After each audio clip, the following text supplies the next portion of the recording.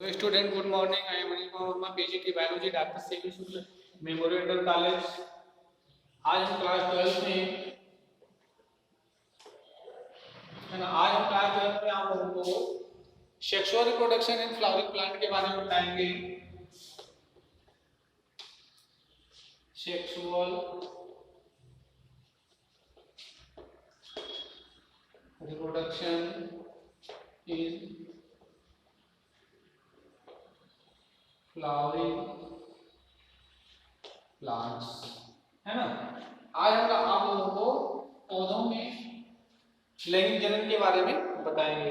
हम देखते हैं कि पौधों में लैंगिक जनन की जो प्रक्रिया होती है ना। इसके बाद में स्ट्रक्चर ऑफ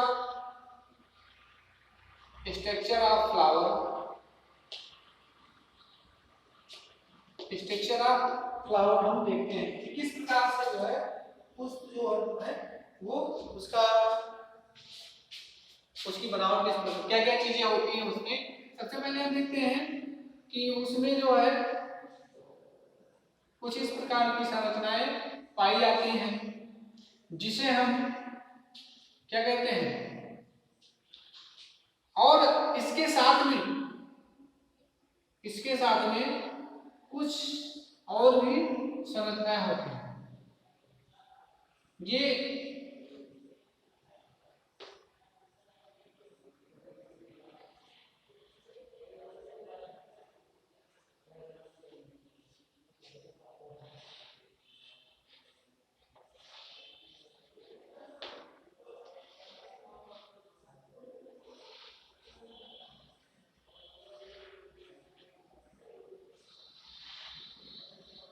ठीक है, ये पुष्प की संरचना है जिसे हम क्या कहते हैं, कैलिक्स,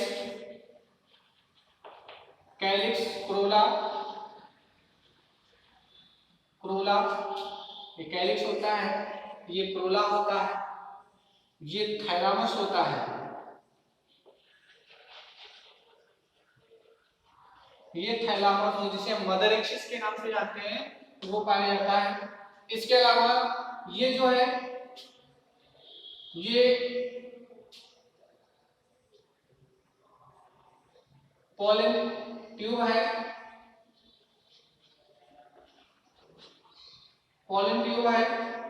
इसको हम क्या कहते हैं, इसको हम स्टिग्मा कहते हैं,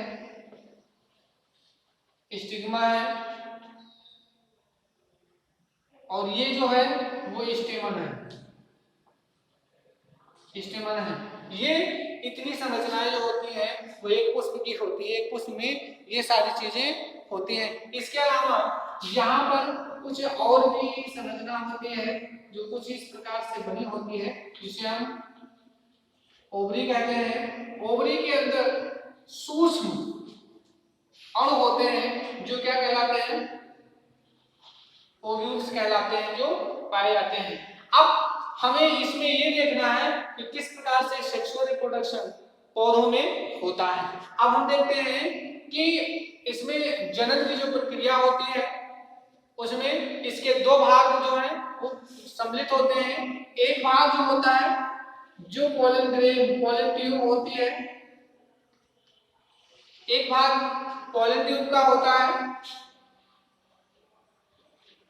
है ना। ये कुछ इस तरह से बने होते हैं और इसके अंदर जो है जो परागकण होते हैं, ठीक है, ये क्या कहते हैं, ये पोलन से कहिए पोलन ग्रेन है। जो इस तरह की संरचना इसमें बनी हुई है वो क्या है, पोलन ग्रेन होता है। और ये जो है ये पूरी संरचना जो है वो पोलन सेग या पोलन ट्यूब कह सकते हो। ये पूरी जो संरचना है वो पोलन ट्यूब है। अब इसमें से जो परागकण होता है, इसमें से क्या चीज, ये जो परागकण होता है ना, ये जो कण होता है, जो ये पौधे का मेल पार्ट होता है, मेल पार्ट्स ऑफ प्लांट, ये पौधे का नर भाग होता है। वहीं दूसरा जो होता है जो दूसरा भाग होता है वो कुछ इस तरह से बना हुआ होता है ना। ये कुछ इस तरह से बना होता है जिसमें बीच में इसकी जो संरचना होती है, जहां पर ओवरी होती है, जिसमें ओव्यूल्स होते हैं, है ना।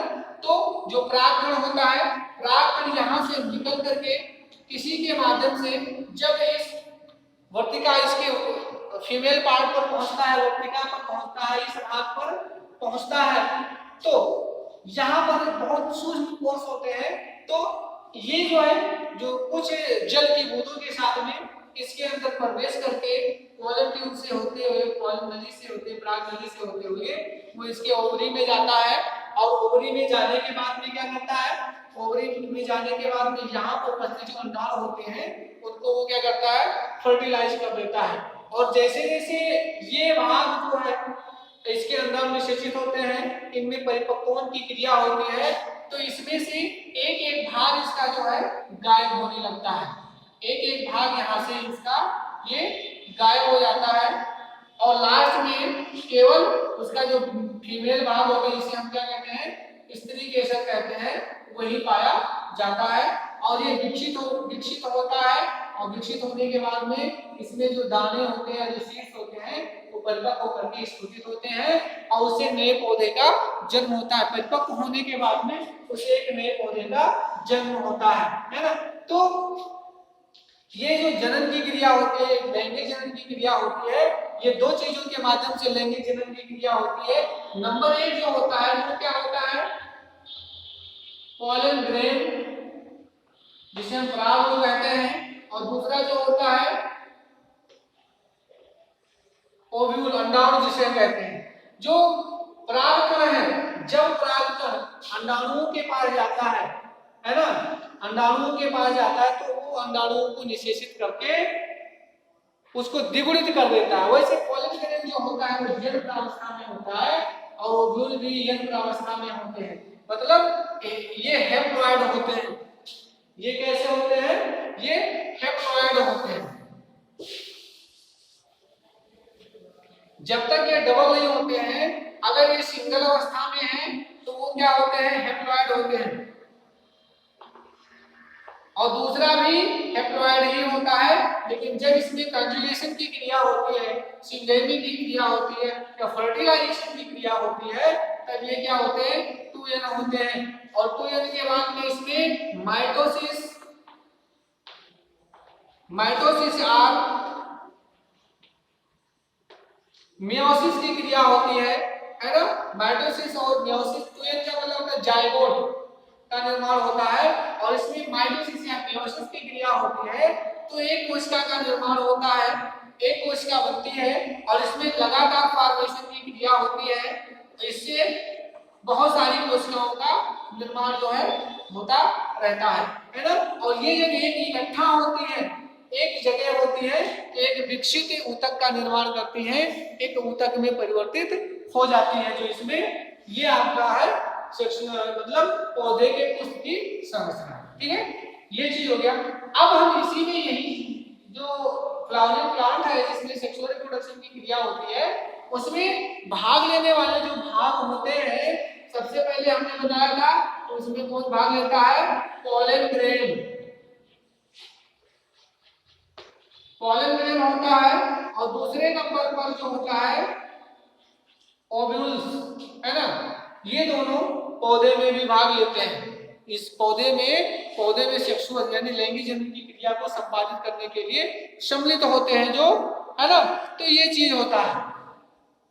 अब हम देखते हैं कि जो फ्लावर होता है, जो पुष्प होता है, उसके भाग कितने होते हैं, है ना। पार्ट्स ऑफ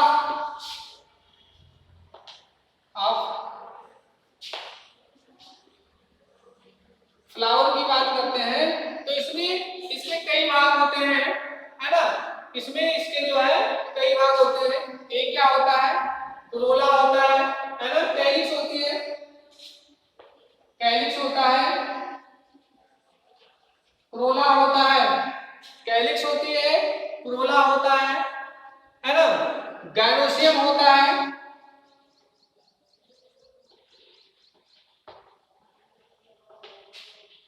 गाइनोसियम होता है और एंड्रोसियम पाया जाता है।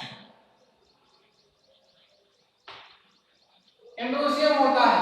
अब हम देखते हैं जो कैलिक्स होता है, जिससे हम कहते क्या है, कैलिक्स को क्या कहते हैं, वाहेदल कहते हैं।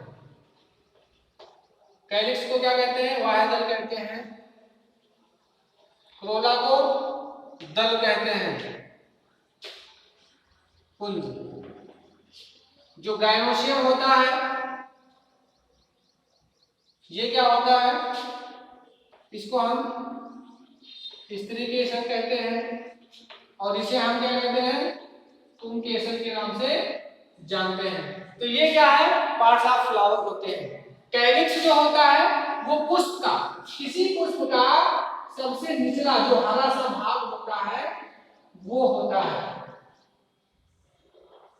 ये होता है कैलिक्स।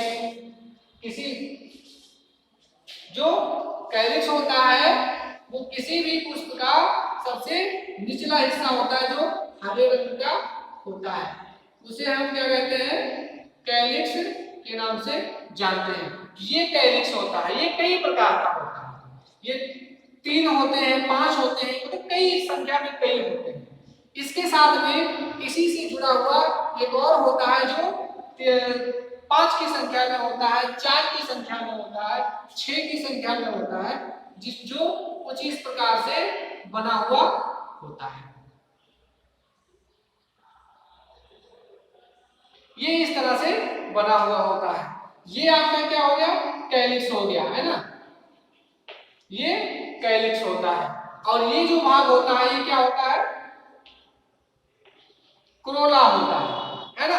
अब हम देखते हैं, ये तो कैलिक्स हो गया, ये क्रोला हो गया। अब एंड्रोसियम क्या होता है, एंड्रोसियम इससे निकली हुई जो ये पतली पतली प्रवर्धें होती है ना, ये पतली पतली जो प्रवर्धें होती हैं वो क्या होती हैं, एंड्रोसियम होते हैं, ये एंड्रोसियम होती हैं। और जो गाइनोसियम होता है, गाइनोसियम इसके बीच का जो भाग होता है ना, ये भाग जो होता है वो किसका होता है, गाइनोसियम का होता है ना। और गाइनोसियम में ही कई चीजें होती हैं। अब ये क्या है,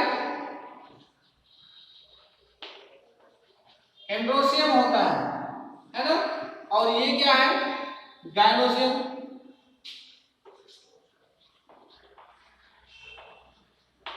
गाइनोसियम होता है। अब गाइनोसियम में अंडाशय, ओवरी होती है, इसी में ओव्यूल्स भी होते हैं, ओव्यूल्स होते हैं। और जो एंड्रोसियम होता है, एंड्रोसियम में पोलन सेल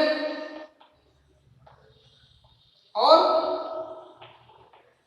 पोलन ग्रेन होता है जो पाया जाता है। अब ये जो पोलन ग्रेन होता है जो इसमें पाया जाता है वो ओव्यूल्स के पास में जाता है और ओव्यूल को क्या करता है, फर्टिलाइज कर देता है। और जब ओव्यूल को फर्टिलाइज करता है तो ओव्यूल क्या होती है, ओव्यूल एक male M plus F equal to 2n are zygote, zygote का निर्माण होता है और ये परिपक्व होकर के नए पौधे में, सीड में परिवर्तित हो जाता है। ठीक है, तो ये आपका क्या हो गया, पार्ट्स ऑफ फ्लावर हो गया, है ना। ये पार्ट्स ऑफ फ्लावर की बात हो गई। अब हम देखते हैं कि जो टेपिटम, टेपिटम क्या होता है। अब ये टेपिटम क्या है ना। अब हम किसकी बात करते हैं, टेपिटम की बात करते हैं, है ना।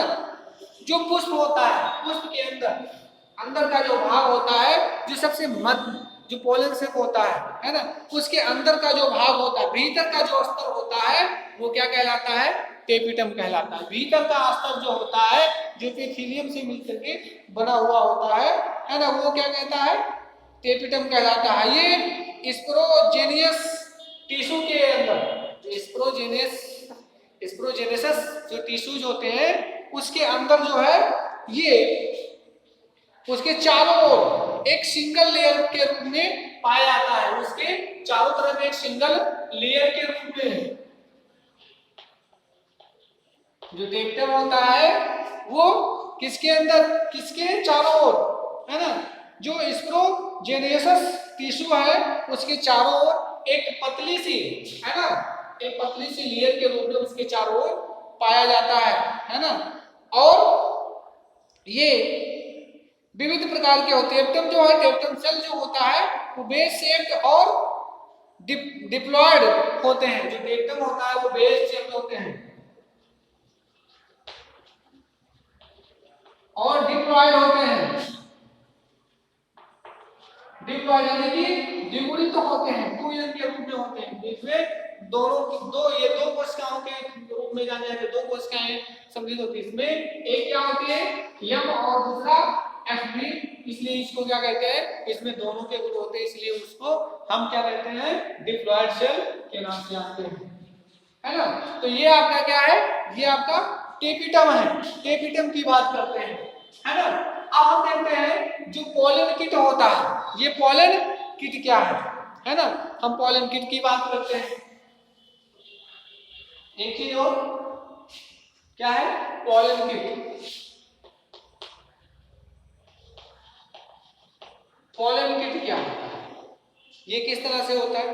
तो जो पोलन किट होता है ना, जो पोलन किट होता है हम उसकी बात करते हैं, पोलन किट की बात करते हैं, है ना। अनेक इंसेक्ट और जो पोलेंटेड स्पीसीज होती हैं उनकी तरह उनकी सतह पर एक ऐसी एकल, है ना, तैलीय परत पाई जाती है। एक ऐसी तैलीय परत पाई जाती है जिसे हम पोलन किट के नाम से जानते हैं। क्या कहते हैं, जिसे हम पोलन किट के नाम से जानते हैं, है ना। इसकी उपस्थिति के कारण, इसकी उपस्थिति जो होती है, पोलन किट की उपस्थिति के कारण जो पोलन ग्रेन होता है वो रंगीन होता है। पोलन ग्रेन कैसा होता है, रंगीन होता है, चिपचिपा सा होता है। रंगीन कैसा होता है, रंगीन होता है, चिपचिपा सा होता है। और इसकी एक विशेषता भी होती है ना, विशेष गंध परिलक्षित होती है। एक विशेष प्रकार की खुशबू जो होती है वो वहां से निर्गत होती है, दिखाई मतलब उत्सर्जित होती है। ठीक है, तो ये आपका क्या हो गया, पोलन किट हो गया। ठीक है, बस अगले दिन। Thank you.